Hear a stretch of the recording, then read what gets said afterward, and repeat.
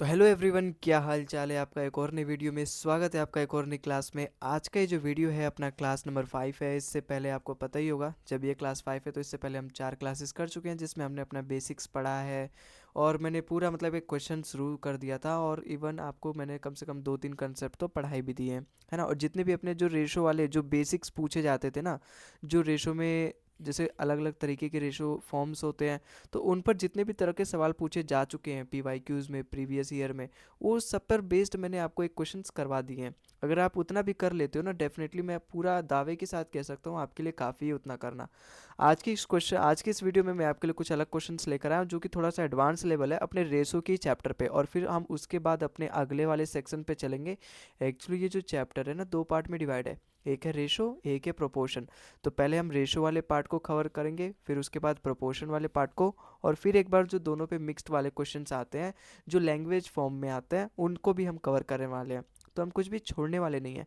बस आप copy pen लेके अपना भरोसा बनाए रखें, और जितना भी मैं आपको पढ़ा रहा हूँ उस सब का नोट्स बनाएं, और सबकी प्रैक्टिस भी करें। क्योंकि इसकी पीडीएफ मैं क्लास के अंत में लिंक दे देता हूँ डिस्क्रिप्शन में, तो वहाँ से आप इसकी पीडीएफ की लिंक भी डाउनलोड करके अपने नोट्स वहाँ से भी बना सकते हो। हालांकि मैं आपको कहूँगा क्लास देखते देखते बनाओ, वही बेस्ट मेथड होता है और सबसे अच्छा वही होता है। ठीक है, क्योंकि उस समय आप लाइव देख रहे होते हो। उस समय मैं कई सारी चीज़ें बोलता भी हूँ तो उसको तुरंत नोट्स में इंक्लूड कर सकते हो, लेकिन क्या होता है जब आप पीडीएफ से पढ़ रहे हो, कई चीज़ें मैं बोलता हूँ तो उस समय तो वो याद नहीं रहती ना। ऐसे में लाइव बोलता हूँ तो आपको याद रहती है। तो ठीक है, तो बिना देरी किए स्टार्ट करते हैं अपने आज का पहला क्वेश्चन। देखो, इस वीडियो से पहले मैंने आपको एक कंसेप्ट बताया था जिसमें मैंने क्या बताया था, अगर a upon B is equal to C upon D is equal to E upon F के बराबर है, तो जो एक्शन मैं न्यूमरेटर में करूँगा, अगर वही एक्शन मैं डिनोमिनेटर में भी करूँगा, तो उनका भी जो रेशो आएगा वो बराबर ही आएगा, इनके बराबर। जैसे मैं अगर यहाँ पे सपोज मैं मान लेता हूँ ये सब अपना 3 के बराबर है ना, या फिर 3/4 के बराबर है।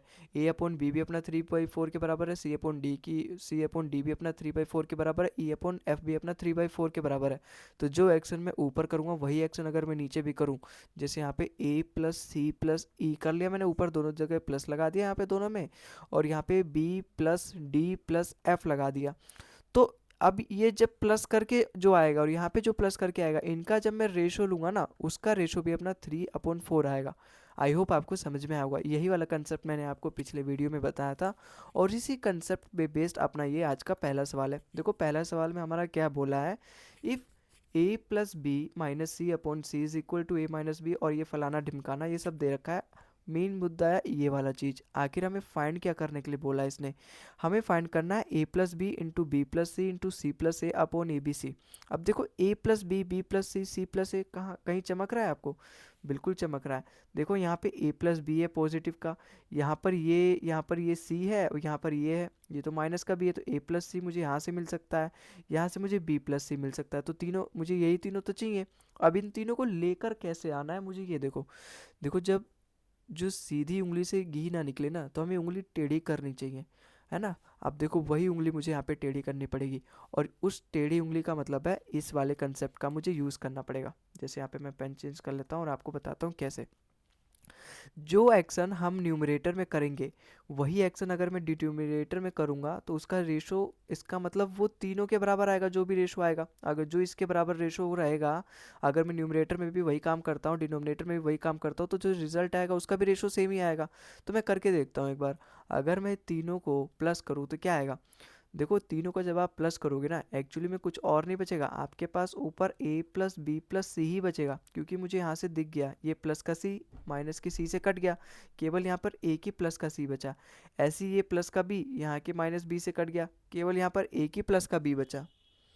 ऐसे ही आप यहाँ पे देखोगे ये माइनस का a है, यहाँ पर ये प्लस का a कट गया, केवल एक ही यहाँ पे a बचा। और अगर मैं नीचे प्लस करूँगा, नीचे तो तीनों एक ही है, तो यहाँ पर नीचे अपना a प्लस बी प्लस सी आ जाएगा। तो कुल मिला के ऊपर भी a प्लस बी सी और यहाँ पर भी a प्लस बी प्लस सी, तो कुल मिला के जब ये कट जाएगा, इसका मतलब मेरा जो तीनों यहाँ पे रेशो है वो एक्चुअली में 1 के बराबर है। मैंने आपको बताया ना, जो रिजल्ट में आता है वो 1 के बराबर अगर आया है, या फिर जिस भी रेशो के बराबर आएगा, इसका मतलब वो जो तीनों रेशो है जिसको मैंने प्लस किया वो भी अपना 1 1 के बराबर है। तो यहाँ से मैं एक एक रेशो को उठा सकता हूँ। इसका मतलब यहाँ पे अगर ये 1 आया तो मेरा क्या कहना चाहता है, a प्लस बी जो कि पहला वाला रिलेशन है, अपना पहला वाला रेशो, ये भी अपना 1 के बराबर होगा। ऐसे ही अपना a minus B plus C upon में b, ये भी अपना 1 के बराबर होगा। और a प्लस सी, ये a नहीं है ये b है, ठीक है, तीसरे वाले में ये अपना क्या है, b है। तो b प्लस सी माइनस में a अपॉन a, ये भी अपना 1 के बराबर होगा। तो यहाँ से मुझे मिल सकता है a प्लस सी। जब मैं c को उधर लेके जाऊँगा 1 के साथ मल्टीप्लाई होके वहाँ c आ जाएगा। तो a plus B is equal to कितना हो जाएगा, c हो जाएगा। और ये जब ये माइनस का c है उधर जाएगा तो एक और c उसमें जुड़ जाएगा, तो ये 2c हो जाएगा। ऐसे मुझे a प्लस सी यहाँ से मिलेगा। a प्लस सी की वैल्यू कितनी आ जाएगी, जब ये b उधर 1 से मल्टीप्लाई होगा तो b होगा, और ये माइनस का b उधर जाके प्लस का b बना देगा तो 2b हो जाएगा। ऐसे मुझे यहाँ पे क्या मिलेगा, b प्लस सी मिलेगा। जब ये उधर जाके मल्टीप्लाई हो जाएगा, ये माइनस का ये उधर जाके प्लस के होके 2a बना देगा। तो यहाँ से मुझे b प्लस सी की वैल्यू मिल गई 2a। और आप ध्यान से देखोगे क्वेश्चन में, तो मुझे इसी की वैल्यू फाइंड करनी थी, तभी जाके मैं अपने रिजल्ट तक पहुंच पाऊंगा। जैसे a प्लस बी की वैल्यू कितनी आई मेरे पास, 2c आई है। b प्लस सी की वैल्यू कितनी आई, 2a आई है। और c प्लस a की वैल्यू कितनी आई है, 2b। देखो a b c a b c cut गया, केवल ऊपर बचा 2 इंटू 2 मतलब 8। अपना ऑप्शन नंबर ए इसका बिल्कुल करेक्ट हो गया। ठीक है, तो आई होप आपको समझ में आया होगा। अगर आपके पास कॉन्सेप्ट है तो आपके पास पावर है। कॉन्सेप्ट इज़ द पावर, मतलब एक बार अगर आपको कॉन्सेप्ट समझ में आ गया और यूज़ करने आ गया उस कॉन्सेप्ट को, केवल आपके पास पावर नहीं होनी चाहिए, पावर का यूज़ करने भी आना चाहिए। तो कॉन्सेप्ट अगर आपको यूज़ करने आ गया तो डेफिनेटली सवाल आपके सामने ज़्यादा देर तक नहीं टिकेगा। जैसे अगले सवाल को देखते हैं। अब ये सवाल देखो बहुत ही अच्छा है, यहाँ पे लैंग्वेज के साथ हमें थोड़ा सा कंफ्यूज करने की कोशिश की गई है। जैसे इस क्वेश्चन में देखोगे क्या बोला है, A upon B plus C is equal to B upon C plus A and is equal to C, मतलब तीनों रेशो बराबर है ना। ये चीज़ देख के आप पहचान जाए करो, वही वाला कंसेप्ट आपके दिमाग में तुरंत हिट कर जाना चाहिए। Then which of the following of the statement is correct. अब कई महानुभाव अगर इस सवाल को खुद सॉल्व करेंगे ना तो उसका आंसर अपना ऑप्शन नंबर डी दे देंगे, क्योंकि आप इसको जैसे पहली बार करोगे, क्योंकि इस सवाल में ना एक्चुअली में एग्जामिनर ने आपके साथ खेला है। और क्या खेला है देखो, अब मैं तो कंसेप्ट यही जानता ना, अगर जो एक्शन मैं न्यूमरेटर में करूँगा वही एक्शन अगर मैं डिनोमिनेटर में करूँगा तो वो रेशो, तीनों रेशो यहाँ पर उसी रेशो के बराबर होंगे जो इंडिविजुअल रेशो के बराबर है। जैसे देखो समझो, अगर मैं तीनों को यहाँ पे प्लस करता हूँ, suppose a plus B plus C, और नीचे अगर मैं तीनों को प्लस करूँगा तो दो दो बार आएगा साहब। इसका मतलब मैं कॉमन ले सकता हूँ, तो a प्लस बी प्लस सी आ रहा है कॉमन। इसका मतलब ऊपर का ए प्लस बी प्लस सी, नीचे का ए प्लस बी प्लस सी काट देगा। इसका मतलब यहाँ पे 1/2 ही आया। और 1/2 मेरा इस वाले में भी है, इस वाले में भी, इस वाले में भी है, पहले वाले में तो है नहीं, तो ऐसे ही गलत है। पहला वाला तो अपना ऐसे ही गलत है। लेकिन ये तीनों रिलेशन में तो मेरा है, यहाँ पर भी -1 है, यहाँ पर भी माइनस, ये इसको +1 कर लो, दोनों ऑप्शन सेम है। ठीक है, इसको +1 कर लो, इसको -1, तो यहाँ पर भी -1 है, यहाँ पे +1 है, यहाँ पे केवल 1/2 है। अब ये तो दुविधा में पड़ गया मैं। अब यहाँ से आता है एक्चुअली हमारा खेल, जो एग्जामिनर हमारे साथ खेल रहा है। लेकिन हम भी कम खिलाड़ी नहीं है, हम भी खिलाड़ी 786 हैं। यहाँ से हमारा दो खेल आता है। जैसो एक ऐसे सवाल पता है, कॉन्सेप्ट ज़्यादातर आपकी यूपीएससी पूछता है। इवन ये सवाल भी बोलूँ ना तो सीडीएस में पूछा गया था, जो कि यूपीएससी के द्वारा ही कराया जाता है। तो यहाँ से ये खेल जाती है यूपीएससी कि यहाँ पे a plus B plus C is not equal to 0। ये एक्चुअली मुझको देना चाहिए था लेकिन उसने दिया नहीं, ये हमें खुद समझना पड़ेगा। a plus B plus C is not equal to 0, क्योंकि अगर वो 0 रहा तब तो ये ख़त्म है, ख़त्म सिंह है, क्योंकि इनफाइनाइट हो जाएगा। अगर नीचे बट्टा में 0 आता है तो वो चीज़ एक्चुअली में अनडिफाइंड है, वो 0 हो जाता है। इसका मतलब ये वाला तो केवल इसी केस में पॉसिबल है ना, 1/2। अगर ये a plus B plus C not equal to 0 है तो 1/2 आ जाएगा मेरा, बिल्कुल आ जाएगा, क्योंकि ऊपर के a प्लस बी प्लस सी से कट जाएगा a प्लस बी प्लस सी नीचे वाला। लेकिन क्या हो, a प्लस बी प्लस सी है वो 0 के बराबर हो जाए, एक बार मान के चलते हैं, क्योंकि UPSC is beyond imagination. UPSC कुछ ज़्यादा ही दूर तक का सोचता है, और उसको हासिल करने के लिए, उसकी पोस्ट उसमें सेलेक्ट होने के लिए हमें भी वहाँ तक सोचना चाहिए जहाँ यूपीएससी चाहता है कि हम सोचें। दूरदर्शी बनाना चाहता है वो हमें।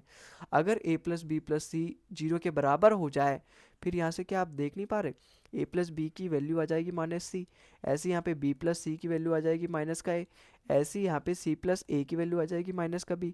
अगर मैं ये तीनों की वैल्यू जो कि -c -a -b है, अगर मैं यहाँ पे रख दूँ तो क्या ये पूरा जो यहाँ पर रेशो है -1 के बराबर नहीं आ जाएगा।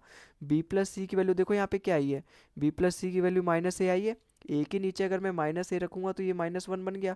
ऐसे ही मैं सी प्लस ए की जगह क्या रख सकता हूँ, माइनस का बी। अगर मैं बी की जगह माइनस बी रखूँगा तो -1 ये भी बन गया। ऐसे ही यहाँ पे देखो ए प्लस बी की वैल्यू कितनी आई है, माइनस का सी। इसका मतलब इस सी के नीचे अगर मैं माइनस सी रखूँगा तो देखो डाटा इस तरीके से सेट है ना कि बी के नीचे माइनस बी वाला ही आ रहा है, सी के नीचे माइनस सी वाला ही आ रहा है, ए के नीचे माइनस ए वाला ही आ रहा है। तभी तो यहाँ पे सी डी एस वाला हमारे यहाँ साथ खेल रहा है, यूपीएससी खेल रही है हमारे साथ। और हम भी कम चालाक नहीं, हम भी पूरा प्रैक्टिस करके आए, पूरा अपना हथियार घिस के आए हैं। और घिस के आए हैं तभी तो हम चमक रहे हैं। तो यहाँ पे चमकने के लिए घिसना तो पड़ेगा आपको। ये तो रही चलो एक्स्ट्रा बात। लेकिन यहाँ पे आपको सवाल समझ में आया, इसका आंसर केवल 1/2 नहीं होगा, इसका आंसर 1/2 के साथ 1 भी होगा। आई होप आपको समझ में आया होगा। ऑप्शन नंबर सी इसका बिल्कुल करेक्ट है, ऑप्शन नंबर डी नहीं है। ठीक है। तो कभी भी अगर एग्जामिनर आपको इस तरीके से लॉलीपॉप दिखा के और आपका ध्यान भटकाने की कोशिश करे कि वो पहला ऑप्शन भी सेम, दूसरा ऑप्शन भी सेम और इस तरीके से सेम कराए, तो आप समझ जाना कुछ तो झोल है, कुछ तो गड़बड़ है दया यहाँ पे। ठीक है। तो आई होप आपको ये समझ में आया होगा। अगले सवाल पे चलते हैं। देखो ये सवाल भी ऐसे है, लेकिन इसमें उसने खेलने की कोशिश नहीं करी है, यहाँ पे हम खेलेंगे क्वेश्चन के साथ। देखो ये चीज़ समझ के तो मैं समझ गया कि वही वाला कंसेप्ट लगेगा, क्योंकि यहाँ पे तीनों रेशो बराबर हैं। तो इसमें कुछ ना कुछ कहीं ना कहीं वही वाला कंसेप्ट से हमारा ये सवाल होगा। कौन सा वाला कंसेप्ट? अगर मैं ऊपर न्यूमरेटर में जो सा एक्शन करता हूँ वही एक्शन अगर मैं डिनोमिनेटर में भी लूँ तो मेरा जो रिजल्ट आएगा एक्चुअली वो तीनों रेशो के बराबर ही आएगा। तो अगर मैं लूँ एक बार तीनों को ऊपर मैं प्लस करूँ और नीचे वाला का जो मैं एक्शन ऊपर लूँगा वही डिनोमिनेटर में भी लूँगा, तो अगर मैं इन सबको प्लस करूँ, देखो 2z प्लस जेड 3z हो जाएगा, बिल्कुल हो जाएगा। ये x प्लस में 2x ये कितना हो जाएगा अपना 3x हो जाएगा, बिल्कुल हो जाएगा। ऐसे ही यहाँ पे अगर मैं प्लस करूँ तो क्या होगा अपना बताओ। यहाँ पे ये कुछ गड़बड़ है क्या है? गड़बड़ है? नहीं गड़बड़ नहीं है। अगर मैं यहाँ पे इसको प्लस करूँ, इन तीनों को प्लस करूँ, तो देखो 2y से 2y कट गया और x प्लस जेड बचा, तो यहाँ पे कुछ और नहीं बचा, x प्लस जेड बचा। यहाँ ऊपर तो मैं 3 कॉमन ले सकता हूँ ना, तो अगर मैं यहाँ पे 3 कॉमन ले लूँ तो ये कुछ नहीं, z प्लस एक्स है, x प्लस जेड से z प्लस एक्स कट जाएगा। तो एक्चुअली में ये सारे रेशो किसी और के बराबर नहीं है, सारे रेशो 3 के बराबर है। जब अपना रिजल्टेंट 3 के बराबर होगा तो इसका मतलब ये पूरा जो अपना यहाँ पे रेशो है सब के सब 3 के बराबर होगा। तो मैं यहाँ पे 3 लिख दे रहा हूँ। अब इस 3 को अगर मैं पहले वाले रेशो के बराबर रखूँ ना तो मुझे कुछ हासिल नहीं लगने वाला, एक फूटी कोड़ी हासिल नहीं लगने वाला। पता है क्यों? क्योंकि देखो यहाँ पे 3 वेरिएबल है, यहाँ पे x भी है, z भी है और y भी है। लेकिन यहाँ पे x है, z है और मेरे पास भी 2 ही नंबर है, तो केवल मैं तीसरे वाले में रख के देखूंगा। तो यहाँ से मुझे x और z में रिलेशन मिल जाएगा, और जब x और z में मिल जाएगा तो मुझे केवल y फाइंड करना रहेगा। फिर मैं पहले या दूसरे में किसी भी में x और z की वैल्यू रख के अपना y की वैल्यू निकाल सकता हूँ। फिर वहाँ से मुझे जब x और y की z रिलेशन मिल जाएगा तो मैं अपने सवाल में यहाँ पे डाटा में पुट करके और उसकी वैल्यू फाइंड कर सकता हूँ। सवाल आया समझ में आपको कैसे करना है? खुद करने की यहाँ पे कोशिश करो, क्योंकि मैंने आपको हिंट दे दिया है कैसे करना है। जैसे मुझे यहाँ पे पता चला अपना तीनों रेशो 3 के बराबर है, तो यहाँ पर मैं 2x अपॉन जेड को 3 के बराबर रख सकता हूँ। जब इस 2 को मैं यहाँ से उठा के यहाँ लेकर आऊँगा तो मुझे x की वैल्यू मिल गई 3 और z की वैल्यू मिल गई 2।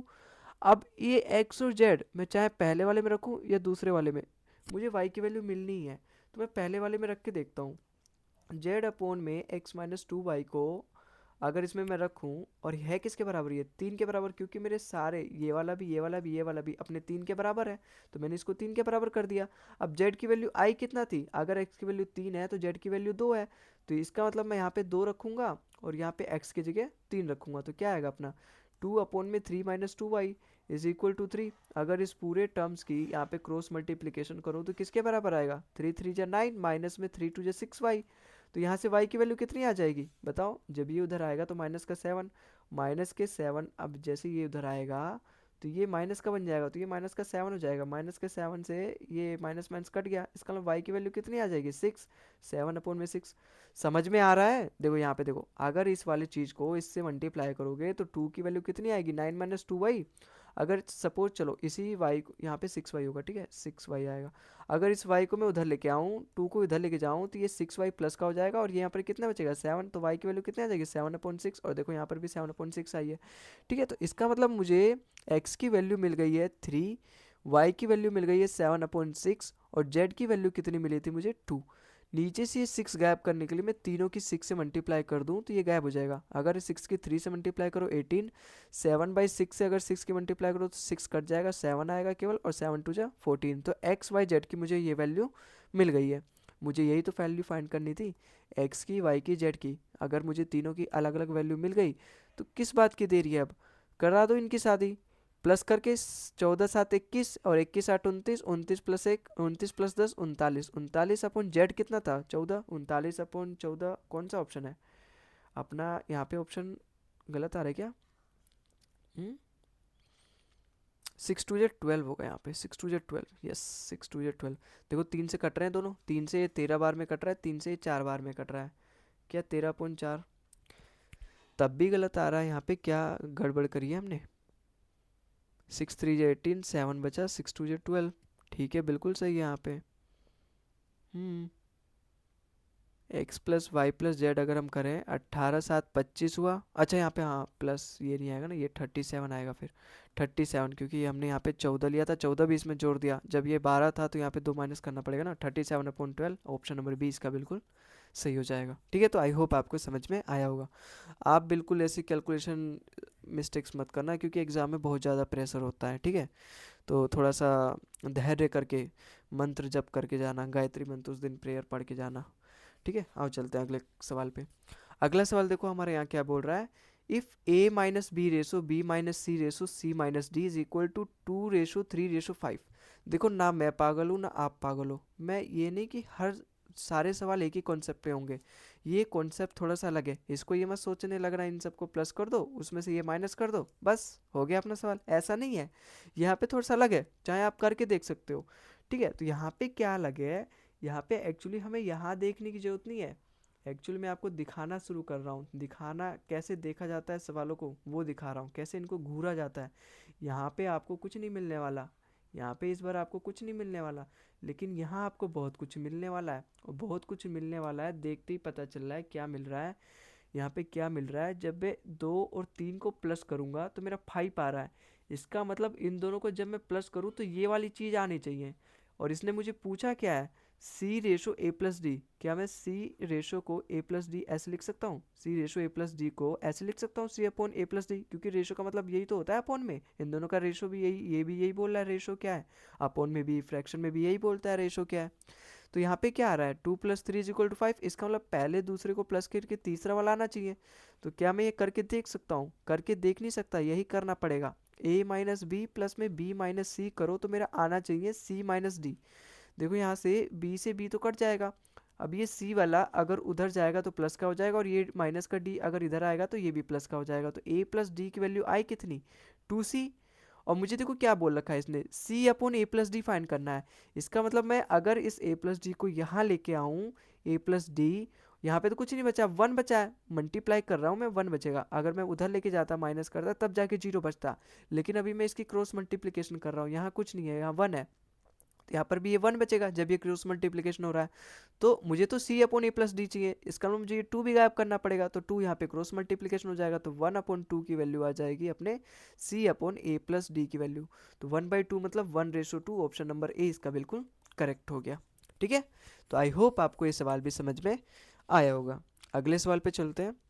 देखो ये ना अपना अगला कंसेप्ट है, अगला कंसेप्ट है अपना कॉम्पोनेंडो एंड डिविडेंडो का, और ये उसी का अपना सवाल है कॉम्पोनेंडो और डिविडेंडो को। देखो कॉम्पोनेंडो डिविडेंडो बहुत ही इंपॉर्टेंट कंसेप्ट है, ये कोई ऐसा वैसा कंसेप्ट नहीं है कि इसी चैप्टर में काम आने वाला है, ये आपको लगभग अरिथमेटिक में तो काम आने वाला है, लेकिन एडवांस में भी आपको काम आता है। तो ध्यान से अपनी पूरी आँख नाक कान जो भी आप खोल के बैठते हो सब खोल के बैठना, पूरा ध्यान लगा के सुनो इसको, और कॉपी में नोट्स बनाओ। देखो कॉम्पोनेंडो और डिविडेंडो, आई थिंक ये मैंने आपको परसेंटेज चैप्टर में भी पढ़ाया था, इसलिए तो मैंने बोला ये इतना इंपॉर्टेंट कंसेप्ट है ना, केवल आपको रेशो में ही काम नहीं आने वाला, ये आपको लगभग कई सारे चैप्टर में काम आने वाला है। तो कॉम्पोनेंडो डिविडेंडो एक तरीके से आपका क्या बोल सकते हैं इसको, थोड़ा सा नेचुरल कंसेप्ट है, नेचुरल कंसेप्ट का मतलब इन द सेंस थोड़ा सा रेगुलर कंसेप्ट है, मतलब आपको कई सारे चैप्टर में काम आता है। ठीक है, वैसा कंसेप्ट नहीं है कि एक ही पर्टिकुलर चैप्टर में काम आएगा। अब कॉम्पोनेंडो डिविडेंडो बोलता क्या है ये जानो। देखो मैं ना स्टेटमेंट वगैरह नहीं लिखूंगा, मैं डायरेक्ट आपको बताता हूँ कंसेप्ट, आखिर ये कंसेप्ट क्या बोलना चाहता है कॉम्पोनेंडो डिविडेंडो। देखो कॉम्पोनेंडो डिविडेंडो ये कहता है अगर a upon B C upon D के बराबर है। तो यहाँ पे अगर मैं कॉम्पोनेंटो डिविडेंडो अप्लाई करूँगा ना, तो ये ए है, ये बी है, तो कुछ और नहीं करते, एक बार ये बी को ऊपर प्लस कर देते हैं, ए में प्लस कर देते हैं, और एक बार ए से माइनस कर देते हैं बी को। जैसे यहाँ पे देखो ए प्लस में बी अपोन में ए माइनस बी, कॉम्पोनेंटो मतलब यहाँ पे ऊपर वाले में मैंने प्लस किया, और डिविडेंडो मतलब मैंने यहाँ नीचे वाले में माइनस किया, तो ए प्लस बी अपोन ए माइनस बी। जो एक्शन मैं लेफ्ट साइड में करूँगा ये तो LHS है, वही एक्शन मैं अपने राइट हैंड साइड में भी करूँगा। तो अगर मैं दोनों तरफ कॉम्पोनेंडो डिविडेंडो लगाऊं तो ये हो जाएगा अपना सी प्लस डी अपॉन में सी माइनस डी। कुछ और नहीं होता, जो अपना ऊपर वाला होता है नीचे वाला होता है, एक बार ये नीचे वाले को उसमें प्लस कर देते हैं बी, और एक बार इस नीचे वाले को माइनस कर देते हैं ऊपर वाले में से, तो ए प्लस बी अपॉन ए माइनस बी। जो एक्शन मैंने इधर किया लेफ्ट साइड में, वही एक्शन मैं RHS में भी करूँगा, तो वही मैंने यहाँ पे किया। देखो आप इस वाले जो आया हमारा यहाँ पे रिजल्ट, आप इस पे फिर से कॉम्पोनेंडो एंड डिविडेंडो अप्लाई करके वही आ जाएगा। देखो रिवर्स कंसेप्ट होता है ये। जैसे अभी मैंने जब इस पे कॉम्पोनेंडो डिविडेंडो अप्लाई किया, तो अपना यहाँ पे क्या आया, ए प्लस बी अपॉन ए माइनस डी। मैंने इस पे अपना कॉम्पोनेंडो डिविडेंडो लगाया, तो ए प्लस बी अपॉन ए माइनस बी आया, सी प्लस डी अपॉन सी माइनस डी आया। अब मैं इस पे फिर से कॉम्पोनेंडो डिविडेंडो लगाऊं तो क्या होगा, ए प्लस बी, उसमें अपना डिनोमिनेटर प्लस हो जाएगा ए माइनस बी, अपॉन में ए प्लस बी, ये अपना पूरा ए है इस बार, अपना इस बार ये ए है, ये इस बार बी है, तो मैंने ऊपर कर दिया ए प्लस बी, यहाँ पर ए माइनस बी लिख दो, इसका मतलब ए माइनस बी आ जाएगा। जो एक्शन मैंने LHS में किया वही एक्शन मैं यहाँ पे राइट हैंड साइड में करूँगा। यहाँ पर तो ये ए है, यहाँ पे ये बी है, तो ऊपर एक बार ए प्लस बी कर दो तो यहाँ पे सी माइनस डी हो जाएगा, एक बार ए माइनस बी कर दो तो यहाँ पे सी प्लस डी माइनस में सी माइनस डी। अब जो भी आ रहा है काट पीट दो, जो भी कट रहा है बी से ये बी कट गया, 2a बचा ऊपर, यहाँ पे ये माइनस का ए हो जाएगा तो प्लस का ए को काट देगा, और ये माइनस का बी इंटू माइनस मतलब 2b हो जाएगा ये, क्योंकि प्लस का भी हो जाएगा ना दोनों। अब डी से ये डी कट गया प्लस का, तो यहाँ पे ऊपर कुछ नहीं बचा, सी बचा 2c, और यहाँ पे ये सी कट जाएगा, यहाँ पे ये माइनस का डी माइनस के साथ मल्टीप्लाई होकर 2d बन जाएगा, प्लस का हो जाएगा ना, तो 2 से 2 कट गया, 2 से 2 कट गया। तो कुल मिला के देखो A upon B is equal to C upon D, वहीं पे पहुंच गए जहाँ पे से हमने अपनी गाड़ी शुरू करी थी। ठीक है, तो आई होप आपको समझ में आया होगा कॉम्पोनेंडो डिविडेंडो आखिर में होता क्या है। अब ये पूछता कैसे एग्जाम में, पूछता तो ऐसे ही है जैसे ये अपना सवाल है, लेकिन एक चीज़ और मैं आपसे पूछना चाहूँगा। जैसे मैं आपसे पूछता हूँ ए प्लस बी अपॉन में ए माइनस बी अगर एक्स अपॉन वाई के बराबर है, तो आप बताओ ए अपॉन बी किसके बराबर होगा, बताओ। थोड़ा सा इंतज़ार करो, थोड़ा सा मतलब वीडियो को पॉज करो और इसको सॉल्व करने की कोशिश करो। कुछ नहीं है, बता दे रहा हूँ, कॉम्पोनेंटो डिविडेंडो अप्लाई करोगे ए और बी की वैल्यू मिल जाएगी। तो वीडियो को पॉज करके आपने हाई होप कर लिया होगा। अब मैं करता हूँ। देखो यहाँ पे कॉम्पोनेंटो डिविडेंडो अगर मैं दोनों तरफ अप्लाई करूँ, तो ये अपना ए है, ये अपना बी है, तो एक बार मैं ए प्लस बी करता हूँ, ये बी है और ये ऊपर वाला ए है, तो ए प्लस बी करूँगा तो मतलब ए की जगह तो ये है, और प्लस बी, बी की जगह क्या है ए माइनस बी, तो मैं इसको as it is A minus B कर दूंगा। ए माइनस बी करूंगा मैं नीचे, नीचे तो ए माइनस बी करूंगा, ए क्या है अपना ए प्लस बी है, माइनस में यहाँ पे ए माइनस बी कर दूंगा। जो एक्शन मैंने LHS में किया वही एक्शन मैं अपने RHS में करूंगा। अगर मैं यहाँ पे कॉम्पोनेंडो डिविडेंडो लगाऊंगा तो x प्लस में y अपॉन में x माइनस वाई हो जाएगा। अब यहाँ से जो भी काट रहा है काट दो, ये कट रहा है, ये अपना 2a बचा, और यहाँ से ये क्या कटेगा, ये माइनस का a हो जाएगा, ये माइनस का b माइनस से मल्टीप्लाई होकर 2b हो जाएगा, तो 2b होगा, और यहाँ पे क्या बचा अपना x प्लस वाई अपॉन में x माइनस वाई। और सवाल में मुझसे क्या पूछा है, a upon b, a upon b आ गया ना, 2 से 2 कट गया, a अपॉन b की वैल्यू कितनी आ गई, x प्लस वाई अपॉन में x माइनस वाई। ठीक है, तो कॉम्पोनेंडो डिविडेंडो आई होप आपको समझ में आया होगा। बहुत ही इजी कंसेप्ट है, इतना भी कोई इसमें रॉकेट साइंस है नहीं कि आपको बहुत ज़्यादा दिमाग लगाना पड़ेगा। जैसे इस पे सवाल कैसे पूछे जाते हैं, इस वाले सवाल को देखो और करने की कोशिश करो। जैसे मुझे यहाँ पे ऊपर दे रखा है, नीचे ये दे रखा है, और ये इसके बराबर में 8/7 दे रखा है, और मुझे पूछ रखा है ए अपॉन बी किसके बराबर होगा। देखते ही पता चल जाना चाहिए कॉम्पोनेंडो डिविडेंडो लगेगा। कॉम्पोनेंडो डिविडेंडो लगेगा, इसका मतलब ये अगर ए है तो नीचे वाला बी है, तो ऊपर क्या होता है ए प्लस बी अपॉन ए माइनस बी, वही आप यही अप्लाई कर दो दोनों तरफ, LHS में भी राइट हैंड साइड में भी। ये ए है तो ए प्लस बी कितना होगा, ए ये हो गया 7a प्लस में 5b, ये ए हो गया, प्लस में नीचे वाला बी है अपना, तो 7a माइनस में 5b, और ऐसे ही a माइनस बी नीचे कर दो, 7a प्लस में 5b माइनस में 7a माइनस में 5b। ठीक है, ये ब्रैकेट में होगा जब भी नीचे वाला माइनस की तरफ आता है तो माइनस की तरह। और यहाँ पर भी कॉम्पोनेंट और डिविडेंड जो एक्शन में LHS में करूँगा वही RHS में करूँगा, तो ये 8 7 15, और 8 में 8 और 7 का डिफरेंस 1 होगा। देखो जो भी कट रहा है काट दो, 5b से 5b कट गया, यहाँ पे ये 7 से 7 कट जाएगा। अब ये माइनस का 5 भी माइनस से मल्टीप्लाई होकर प्लस का 5 भी हो जाएगा। तो ऊपर क्या बचा अपना 14a बचा, नीचे क्या बचा अपना 10b बचा, कट रहा है ये भी 7/5 बार में। इधर तो कुछ और नहीं बचा, इधर तो 15/1 कॉम्पोनेंट डिविडेंड अप्लाई करके यही आ रहा है। मुझे तो a/b चाहिए क्योंकि सवाल में क्या पूछा है a/b। तो ये 7 और उनकी क्रॉस मल्टीप्लिकेशन कर दो, 5 को उधर ले जाओ 7 इधर ले आओ, तो मुझे केवल a/b मिल जाएगा जो कि कितना आएगा 15×5 75/7। ऑप्शन नंबर 20 का बिल्कुल सही हो जाएगा। ठीक है, तो आई होप आपको समझ में आया होगा। कॉम्पोनेंटो डिविडेंडो में है नहीं कुछ, बहुत ही इजी कंसेप्ट है, लेकिन एक बार आप अगर ध्यान से समझ गए ना तभी इजी कंसेप्ट है। लेकिन अगर आप ध्यान से नहीं समझे तो खुद दूसरा कंसेप्ट भी आपको हार्ड लगने वाला है। ठीक है, अब जैसे इस वाले सवाल को देखो, वही कंसेप्ट है लेकिन पूछा अलग तरीके से। यहाँ पे मल्टीप्लाई कर दी गई है, एक्चुअली में क्रॉस मल्टीप्लिकेशन कर दिया गया है, और मुझसे पूछा है विच of the following will be correct, अगर ये चार ही चीज़ों, अगर ये दोनों चीज़ें बराबर में है। देखो मैं कॉम्पोनेंटो डिविडेंडो यहाँ पर भी देख सकता हूँ, ये a+b a-b, यहाँ पे ये a-b a+b, इसको इसके नीचे ले आओ, इसको इसके नीचे ले आओ, कॉम्पोनेंटो डिविडेंडो वाला लिख जाएगा, दिख जाएगा आपको। जैसे यहाँ पे 4a प्लस में 7b है, अगर मैं ये 4a-7b इसके नीचे ले आ रहा हूँ तो 4a-7b हो जाएगा। ऐसे यहाँ पे सामने क्या बचा 4c प्लस में 7d, और अगर मैं इस 4c-7 यहाँ पे d होगा यहाँ पे। ठीक है, तो अगर मैं उसको यहाँ पे लेकर आऊँ तो 4c-7d होगा। देखो कॉम्पोनेंटो डिविडेंडो वाला बिल्कुल यहाँ पे फॉर्म है। तो अगर मैं जो है यहाँ पे तो सारे अपने ए बी सी डी के बराबर में है, ए बी सी डी के रूप में है, तो मुझे यहाँ पे 4 और 7 को गायब करना पड़ेगा। 4 और 7 को गायब करने के लिए एक्चुअली मुझे कुछ और नहीं, इन पर एक बार और कॉम्पोनेंटो डिविडेंडो लगाना पड़ेगा। एक बार और अगर मैं कॉम्पोनेंटो डिविडेंडो लगाऊंगा तो ये 4a/7b is equal to, actually में देखो ये a है ये b है, ये a है ये b है, a-b ये ऊपर वाला a+b के फॉर्म में, a-b के फॉर्म में है, ऐसे ये a+b के फॉर्म में है, ये a-b के फॉर्म में है। तो ये यहाँ पर ये सारे हैं ab/bc, मतलब ab/cd के फॉर्म में है ना भाई। ये एक्चुअली में आता कब है, a+b/a-b is equal to a+b/a-b, यही तो दे रखा है मेरे ऊपर वाले फॉर्म में। एक्चुअली में ये किस पे कॉम्पोनेंटो डिविडेंडो अप्लाई करता हूँ तो ये आता है a/b में ही। तो अगर मैं इस पे कॉम्पोनेंटो डिविडेंडो अप्लाई करूँगा तभी तो a+b/a-b मिलेगा। इसका मतलब यही वो फ्रैक्शन है जिस पे कॉम्पोनेंटो डिविडेंडो अप्लाई करके ये आया है। तो आपको डायरेक्ट पहचान लेना है ऐसे सवालों में। पिछले वाले सवालों में क्या था, यहाँ पे केवल पहले तरफ दे रखा था कॉम्पोनेंटो डिविडेंडो, लेकिन आरएचएस में कॉम्पोनेंटो डिविडेंडो नहीं लगा के दे रखा था इसने, लेकिन यहाँ पे इसने दोनों तरफ कॉम्पोनेंटो डिविडेंडो लग रखा है। इसीलिए मैंने यहाँ पे आपको डायरेक्ट देखो दोनों तरफ, यहाँ पे इस पे भी कॉम्पोनेंटो डिविडेंडो अप्लाई हो रखा है, इस पे भी अपना कॉम्पोनेंटो डिविडेंडो अप्लाई हो रखा है, इसलिए मैंने इसको डायरेक्ट एज इट इज़ लिख दिया है ना। इस पे मुझे यहाँ पे दोनों को प्लस करके नहीं दिखाना पड़ेगा। तो यहाँ पे 4a/7 भी हो गया, और यहाँ पर क्या हो जाएगा 4c/7d हो जाएगा।